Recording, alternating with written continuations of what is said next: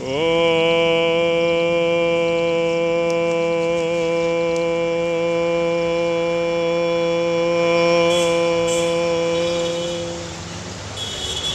सच्चिदानंद रूपाय विश्व उत्पत्त्यादि हेतवे तापत्रे विनाशाय श्री कृष्णाय वयं नुमः।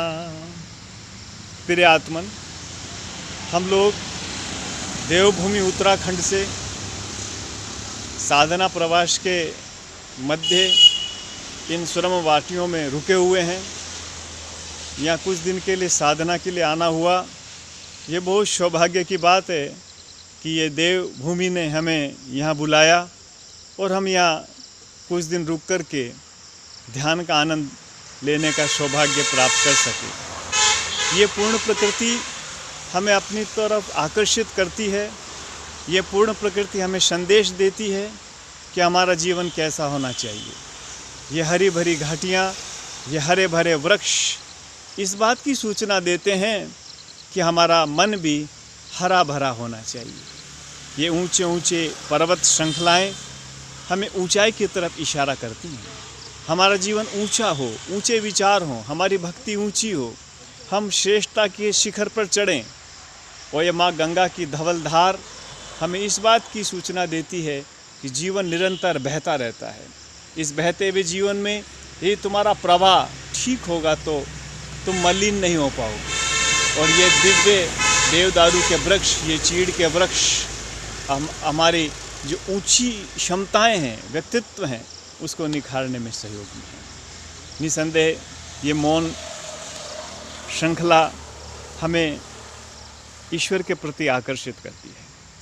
हमारा जीवन कैसा हो, परमात्मा ने हमें तन दिया है, परमात्मा ने हमें सब कुछ दिया है। एक बुद्धि दी है, दो सुंदर आँखें दी हैं, कान दिए हैं।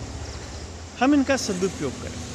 ये ज्ञानेंद्रियाँ, ये कर्मेंद्रियाँ जो परमात्मा ने हमें प्रदान की हैं, जो उपहार के स्वरूप, हम इन ज्ञानेंद्रियों का सदुपयोग करें, तभी हम जीवन के उस विलक्षणता को उपलब्ध हो सकेंगे। यदि हम इंद्रियों को सिर्फ भोग की तरफ रत रखेंगे, सिर्फ वासना की ही चिंता करेंगे, सिर्फ आसक्ति की तरफ हमारा मन दौड़ेगा, तो हम कभी उपलब्ध नहीं हो पाएंगे। इसलिए भगवान ने हमें एक सुंदर मन दिया है, एक श्रेष्ठ बुद्धि दी है, दो आँख दी है, दो कान सुनने को दिए हैं, नाक से सुगंध सुनने के लिए घ्राणेंद्रियाँ दी हैं, मुख से हमें अच्छे शब्दों का उच्चाटन करने के लिए एक सुंदर सा मुख दिया है।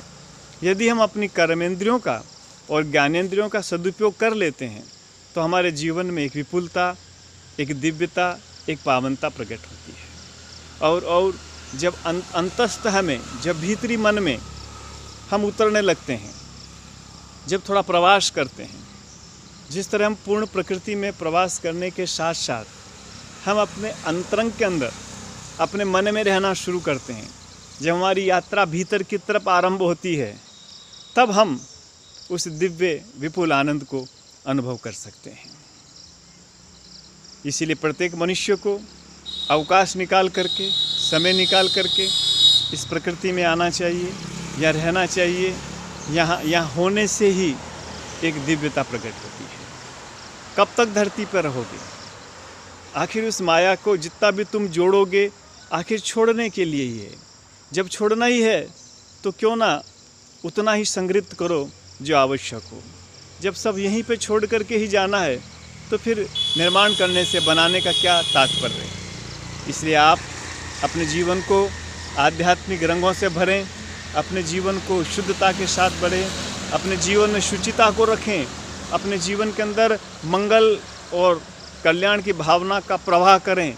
शायद जीवन सुंदर बन सकेगा, तभी जीवन की सार्थकता होगी, तभी जीवन अनमोल कहलावेगा। किसी के काम आने का प्रयास करें, किसी के जीवन में रंग भरने की कोशिश करें, ये तो सदा ही चलता रहेगा। संसार सदा ही सुंदर था, सुंदर है और सुंदर रहेगा। संसार में कोई दोष नहीं है, प्रकृति में कोई दोष नहीं है। दोष हमारी आँख का हो सकता है, दोष हमारे विचारों का हो सकता है, दोष हमारे संकल्पों का हो सकता है। प्रकृति तो पहले भी आनंदमय थी, आज भी आनंदमय है, आगे भी आनंदमय रहेगी। लेकिन हमारे भाव, हमारे विचार, हमारा अंतरंग शुद्ध होगा तो हम पूर्णानंद का अनुभव कर सकेंगे। आप सबका जीवन मंगलकारी हो, शुभकारी हो, ऐसी हम ईश्वर से प्रार्थना करते हैं। प्रभु आपकी जय हो।